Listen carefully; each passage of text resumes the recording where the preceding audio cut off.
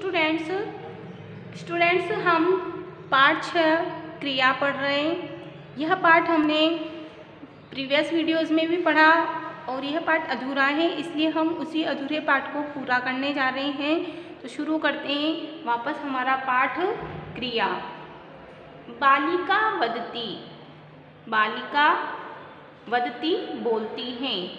वदती यह क्रियापद है जो कि वद धातु से बना है और यह प्रथम पुरुष एकवचन का क्रियापद है। बालिका बोलती हैं। बालिके वदतः, दो बालिकाएं बोलती हैं। बालिका शब्द द्विवचन का होने से क्रियापद भी हमने द्विवचन का लगाया। यहाँ बालिका शब्द एकवचन का था, इसलिए हमने यहाँ पे एकवचन का क्रियापद लगाया। बालिका एकवचन में बनेगा, बालिकी द्विवचन में और बालिका बहुवचन में। यानी जो शब्द रहता है हमारा मूल शब्द, इसमें कोई प्रत्यय नहीं जुड़ता है। द्विवचन में ए जुड़ता है और बहुवचन में विसर्ग लगता है। जब हम धातु रूप बनाते हैं तब धातु के साथ में वद तो रहता ही है, वद धातु है तो उसके बाद में हमें ती तह अंति, इस प्रकार हमें इसके प्रत्यय इसमें जोड़ना होते हैं। वद का अर्थ होता है बोलना, वदती बोलता है। वदतः दो बोलते हैं, वदंती बहुत से बोलते हैं।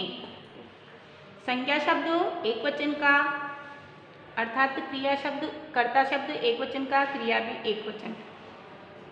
कर्ता शब्द द्विवचन का, कर्ता शब्द भी द्विवचन का। कर्ता शब्द बहुवचन का, इसलिए क्रिया शब्द भी बहुवचन का लगा है।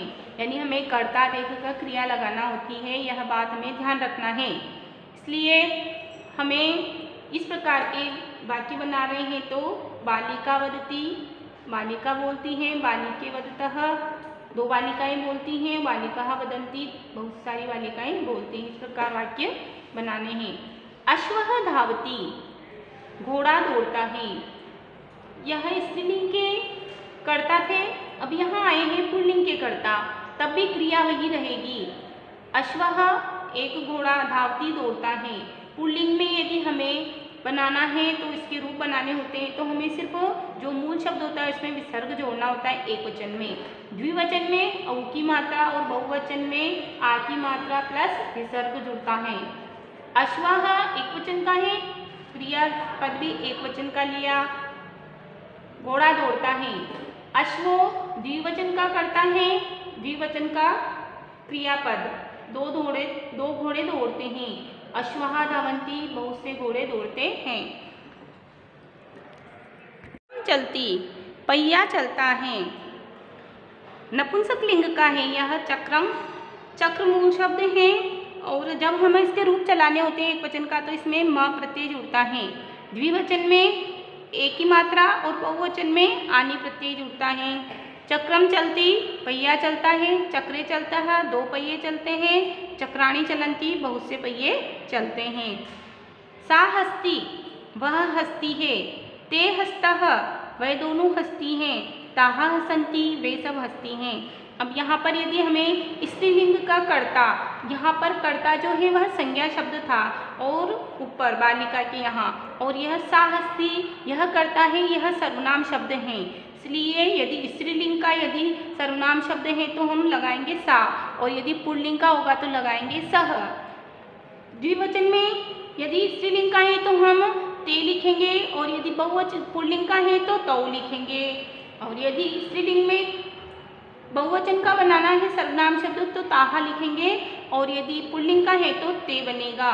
सा ते ताहा ये स्त्रीलिंग के सर्वनाम शब्द हैं और पुल्लिंग के बनेंगे सा सह तौ ते। क्रिया वही रहेगी, सह हस्ती ऐसा हो जाएगा, तौ हस्तः और ते हसंती। उसी प्रकार से सा हस्ती वह हस्ती है, ते हस्तः वे दोनों हस्ती हैं, ताहा हसंती वे सब हस्ती हैं। तो यह थे सर्वनाम शब्द स्त्रीलिंग के सा ते ताहा। और ऊपर जो हमने पढ़ा है वह पुल्लिंग के संज्ञा शब्द, स्त्रीलिंग के सर्वनाम शब्द संज्ञा शब्द और नपुंसक लिंग के संज्ञा शब्द, यानी हमने संज्ञा शब्द और क्रियापद पढ़े हैं। आइए अब हम और सेंटेंस पढ़ते हैं। हम कुछ धातुएं पढ़ते हैं जिनके रूप दिए गए हैं और इनके कुछ परिवर्तित रूप दिए गए हैं। गम, गच्छ, दोनों का अर्थ होता है जाना। अब हमें सिर्फ लट लकार में यदि रूप चलाने हैं तो हम चलाएंगे उसको गच्छ से। गम के रूप चलेंगे दृढ़ लकार में और गच्छ चलेगा लट लकार और भूतकाल, भविष्यकाल, लोट लकार और विधिलिंग लकार, इन चारों लकार में गच्छ धातु से चलेगा। तो यह भी हम लट लकार में चलाया है यहाँ पे वर्तमान काल में, इसलिए ये गच्छ से चला। प्रत्यय चिन्ह लगा दिए हमने, ती, तह, अंति, धातु लगा दी गच्छ, बना गच्छति, गच्छतः, गच्छन्ति। ऐसे ही पा धातु है और पिब, दोनों का अर्थ होता है पीना। अब हम लट लकार के रूप चला रहे हैं तो यहाँ पर पिब धातु से चलाएंगे तो बनेगा ती, तह, अंति। हमने इसके प्रत्यय लगा दिए और धातु लगा दी पिब, बन गया पीबती, पीबतः, पिबंती। यदि हमें दृढ़ लकार में चलाना है तो पा से चलेगा, यानी जो बाहर जो धातु दी है यह दृढ़ लकार में चलेगी। गम, पा, ग्रा, भू को चलाना है तो भव से ही चलेगा दृढ़ लकार में भी। और स्था और दृश्य, इस प्रकार से सिर्फ भू को छोड़ करके बाकी सभी धातुएं दृढ़ लकार में चल रही हैं। और जो ये ब्रैकेट में दी हुई धातुएं हैं ये चारों लकार में बचे हुए जो चार लकार हैं उन चारों लकार में गच्छ, पीब, जिग्र, भव, तिष्ठ और पश्य इन्हीं धातु से चलेगी।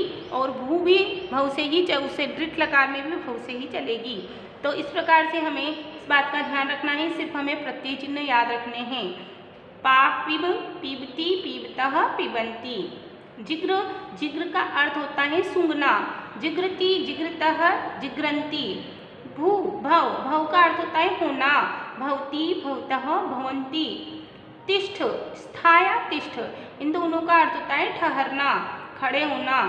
तिष्ठति, तिष्ठतः, तिष्ठन्ति। दृश्य, पश्य, देखना, पश्यति, पश्यतः, पश्यन्ति। तो आज हमने इनकी धातुओं को भी पढ़ा और जो भी हमारे क्रिया शब्द और कर्ता शब्द थे उन सभी को हमने पढ़ा। छात्रों, आप इस चैप्टर का बहुत अच्छे से अध्ययन करेंगे।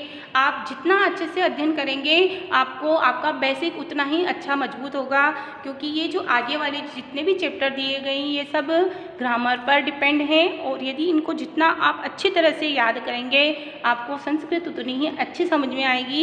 इसलिए आगे के ये 3-4 चैप्टर तो अवश्य पढ़ें और उसके बाद में फिर मैं कंटिन्यू वापिस वही कारक पढ़ाऊँगी, तो कारक भी आपको पढ़ना है। तो आपकी जो ये बुक है पूरी ग्रामर पर बेस्ड है, इसलिए इस बुक को अच्छे ध्यान से पढ़ें। धन्यवाद।